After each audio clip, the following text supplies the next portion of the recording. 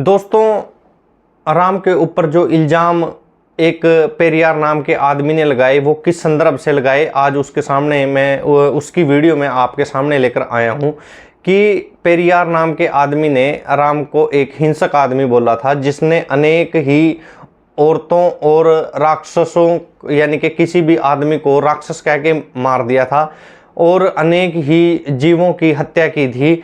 यानी कि राम को एक हिंसक करैक्टर बताया था उसने, और उसने इस बारे में अपनी एक ग्रंथ भी लिखा जिसका नाम रखा उसने सच्ची रामायण। और उसने ये जो सच्ची रामायण नाम का ग्रंथ लिखा, उसने किस संदर्भ से लिखा, कौन सा उसने ग्रंथ पढ़ा था, कौन सा शास्त्र पढ़ा था, तो उसकी मैं जानकारी आज आपके सामने लेकर आया हूं कि उसने जो थी वाल्मीकि की रामायण ही पढ़ी थी, उसका ही अध्ययन किया था और ये 1925 में छपी थी। तो उस आदमी ने 1944 में इसके विरोध में एक अपनी रामायण लिखी जिसका नाम लिखा ए ट्रू रीडिंग ऑफ रामायण।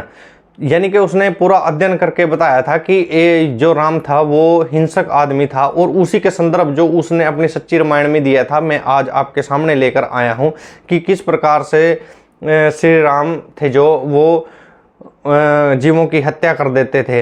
दोस्तों, ये बात आज हमें लगती है कि जीवों की हत्या करना आज एक जुर्म है, एक अपराध है, क्योंकि हमारे संविधान में इसका वर्णन है कि किसी भी जीव की हत्या करना अपराध है। जबकि उस समय में दोस्तों इस प्रकार का हो सकता है कि एक आम बात हो, उस समाज का ये एक हिस्सा हो शिकार करना और जीवों को मारकर हत्या कर कर खाना या बलि देना, इस प्रकार के। तो दोस्तों यहाँ देखिए दोस्तों, ये अंतिम पैरा है इसका 51वें सर्ग का, अयोध्या कांड का 51वां सर्ग। तो तत्र हत्वा चतुरो महामृगान वराह मृष्य पृशंत महारूरुम आदाय मेध्य तवृत भुक्षितो वसाए काले यतर वनस्पतिम। और इसका अनुवाद जो किया गया है ये देखो, वहाँ उन दोनों भाइयों ने मृग्या विनोद के लिए यानी कि इसको शिकार खेलना कह सकते हैं आप, वराह ऋष्य पृष्यत और महारूरु इन 4 महामृगों पर बाणों का प्रहार किया। तत्पश्चात जब उन्हें भूख लगी तब पवित्र कंदमूल आदि लेकर सायंकाल के समय ठहरने के लिए एक वृक्ष के नीचे चले गए।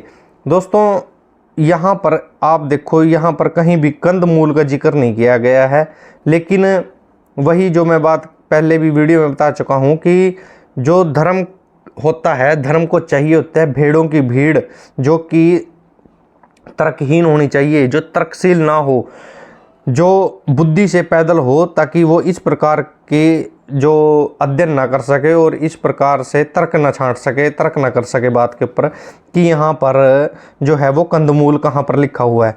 दोस्तों, यहाँ पर देखो आप, कंदमूल कहीं पर भी लिखा हुआ नहीं है। तो तत्र हत्वा चतुरो महामृगान, यानी कि 4 जीवों की हत्या करके, किन किन जीवों की, वराह की, पृशंत, रूरू नाम का जीव है उसकी, अदाय मेधे तवृत भूक्ष, तो यानी कि जब भूख लगी तब वसाए काले यत्र वनस्पति वृक्ष के नीचे चले गए। इसमें भूख लगी तब पवित्र कंदमूल आदि लेकर सायंकाल के समय ठहरने के लिए, कंदमूल की बात नहीं है यहाँ पर, इन्होंने या तो ये मांस की बात हो रही है, लेकिन इसमें कहीं पर भी कंदमूल की बात नहीं है। वसाए काले, वासाएँ काले, साय का मतलब शाम को, का सायंकाल के समय, यत्र वनस्पति में चले गए। तो यहाँ पर देखो दोस्तों, यहाँ पर दिया गया है कि इन 4 महामृगों बाणों का प्रहार किया। तत्पश्चात उन्हें भूख लगी तो पवित्र कंदमूल आदि लेकर सायंकाल के समय ठहरने के लिए चले गए वृक्ष के नीचे। तो यहाँ पर देखो, इन 4 जीवों की बाणों का प्रहार करके मृग्या विनोद के लिए यानी कि शिकार खेलने के लिए इस प्रकार का जो राम ने यानी दोनों भाइयों ने काम किया। ये जो सर्ग है मैं बता देता हूँ, कभी आपको ये लगे कि ये किसी और सर्ग की बात की जा रही होगी तो ये सीता और जब श्री रामचंद्र जी थे जो वो वनवास में थे उस समय का संदर्भ है, ये यहाँ पर पढ़ सकते हैं। 52वां सर्ग है ये। देखो, श्री राम की आज्ञा के गुह का नाव मंगाना, श्री राम सुमंत्र को समझा बुझाकर अयोध्यापुरी लौट जाने के लिए आज्ञा देना। इस प्रकार से ये 52वें सर्ग का ही अंतिम पैरा था ये, जिसमें लिखा गया है कि चारों उनकी मृगों की हत्या कर दी गई। आगे मैं बताता हूँ आपको दोस्तों, आगे जो चलकर आगे दोस्तों ये है 56वां सर्ग। 56वें सर्ग में भी आप देखोगे अंत में ये देखो, कोस मात्र तत्वो गत्वा भात्रो राम लक्ष्मण बहुन मिधान मृगन हत्वा चतुर्वने। तो यहाँ पर भी इसी प्रकार की बात की गई है। इस तरह से एक कोस की यात्रा करके दोनों भाई श्री राम और लक्ष्मण प्राणियों के हित के लिए लिख दिया यहाँ पर, मार्ग में मिले हुए हिंसक पशुओं का वध करते हुए यमुना तटवर्ती वन में विचरने लगे। इसी बात के बारे में जो था पेरियार ने लिखा था कि जो राम थे वो हिंसक आदमी थे जो कि जीवों की हत्या कर देते थे। तो उस समय में क्या पता किस प्रकार का जो माहौल होगा, जो समाज होगा उस समय में, उस समय का क्या पर्यावरण होगा। हो सकता है उस समय में हिंसक जानवर हों और उनकी हत्या करना पड़ता हो। तो आगे मैं एक दूसरा संदर्भ दिखाता हूँ आपको। ये दोस्तों ये आगे चलता है 56वां सर्ग। 56वें सर्ग में देखो आप, यहाँ से देखते हैं, एणे मास महत्या साला यक्ष माहे व्यायाम कर्तव्य वास्तु समन सौमित्र चीर जीविब। सुमित्रा कुमार हम गज कंद का गुदा लेकर उसी से पर्णशाला के अधिष्ठाता देवताओं का पूजन करेंगे, क्योंकि दीर्घ जीवन की इच्छा करने वाले पुरुषों को वास्तु शांति अवश्य करनी चाहिए। यहाँ पर देखो आप, गजकंद का गुदा लेकर, और यहाँ पर लिखा हुआ है एणे मास महत्या महत्वा अन्य श्रिप लक्ष्मणे शुभषेण कर्तव्य शास्त्र दृष्टो ही विधि धर्मानुसार। यानी कि मृग की हत्या करना लक्ष्मण अच्छा माना गया है, कर्तव्य है शास्त्रों की दृष्टि में। यही बता रहे हैं, राम कह रहे हैं लक्ष्मण को, कल्याणदर्शी लक्ष्मण तुम गजकंद नामक कंद को उखाड़कर या खोदकर शीघ्र यहाँ ले आओ, क्योंकि शास्त्रोक्त विधि का अनुष्ठान हमारे लिए अवश्य कर्तव्य है। तुम धर्म का ही सदा चिंतन करो। जबकि यहाँ पर कंद को उखाड़कर या खोदकर बोला गया है, जबकि यहाँ सरलार्थ में इसमें जो दिया गया है ये, इसमें कहीं पर भी यहाँ पर मृग की चर्चा की गई है। मृग मृग की हत्या करने के लिए कहा गया है। जबकि इसके जो अनुवाद करने में यहाँ पर आगे कंद को उखाड़ कर या खोद कर लिख दिया गया है, ताकि जो लोगों में इस प्रकार की सच्चाई का पता ना चल सके। तो आगे देखो जी, भाई की इस बात को समझकर शत्रु वीरों का वध करने वाले लक्ष्मण ने उसके कथानुसार ही कार्य किया।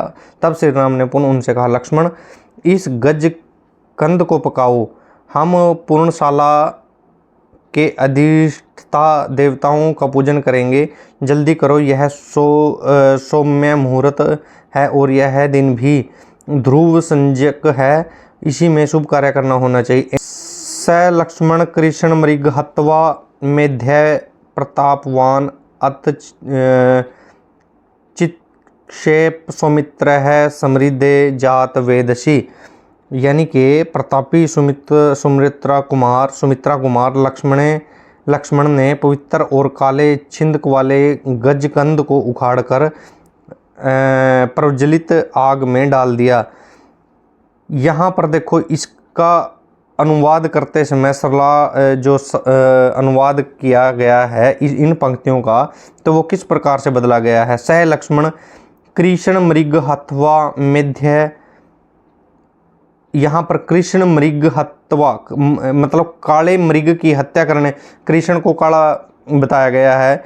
जो कृष्ण शब्द है वो काले के लिए बरता गया है दोस्तों इन ग्रंथों में, यानी कि काले मृग की हत्या की बात हो रही है। और यहाँ लिख रखा है पवित्र और काले छील वाले गजकंद को उखाड़कर प्रज्वलित आग में डाल दिया। ये जो पंक्तियां थी इनका जो सही अर्थ होता वो काले मृग की हत्या करके उसको आग में डालने की बात होनी चाहिए थी, जबकि इनकी जो सरला जो अनुवाद था वो बदल दिया गया है प्रेस के द्वारा। ये जो अनुवाद बदला गया है दोस्तों ये उसी कार्रवाई के बाद बदला गया है जब जो पेरियार था उसने इस पर आपत्ति व्यक्त करी थी। आगे देखो जी, रक्त विकार का नाश करने वाले उस गंजकंद को भली भांति पका हुआ जानकर लक्ष्मण ने पुरुष सिंह श्री रघुनाथ जी से कहा, देवोपम तेजस्वी श्री रघुनाथ जी, यह काले छिलके वाला गजकंद जो बिगड़े हुए सभी अंगों को ठीक करने वाला है मेरे द्वारा संपूर्ण पका दिया गया। अब आप वास्तु देवताओं को यजन कीजिए क्योंकि आप इस क्रम में कुशल हैं। दोस्तों यहाँ पर भी देखो समस्त कृष्णो मृग की बात की गई है। और संपन्न तथा जप कर्म के ज्ञाता श्री रामचंद्र ने स्नान करके शौच संतोषादि नियमों के पालन पूर्वक संक्षेप में उन सभी मंत्रों का पाठ जप किया जिससे वस्तु यज्ञ की पूर्ति हो। समस्त देवों का पूजन करके तत्पश्चात बलि, श्रवदेव, कर्म, रुद्र याग तथा वैष्णव याग तथा श्री राम ने वास्तु दोष की शांति के लिए मंगल पाठ किया। दोस्तों तो इस प्रकार से आप देख सकते हैं दोस्तों कि मेरे ख्याल से मैंने इसमें सभी कुछ बताने का आपको प्रयत्न किया है कि किस प्रकार से इन धर्म ग्रंथों में जो है जो पंक्तियों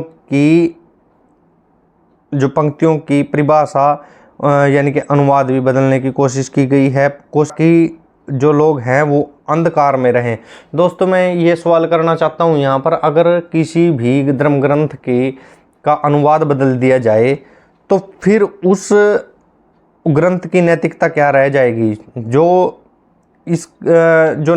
ग्रंथ है वो अपनी मूल अवस्था में ही नैतिकता में है, ये चाहे वो अच्छा है चाहे वो बुरा है, वो कम से कम अंधकार में नहीं रखता आदमी को। लेकिन अगर हम उसकी मूल संरचना के साथ छेड़छाड़ करते हैं तो वो अनैतिक हो जाता है और आयाम बन जाता है, एक आदमी का आयाम बन जाता है जो कि हमें दूसरे का आयाम फॉलो करना पड़ता है।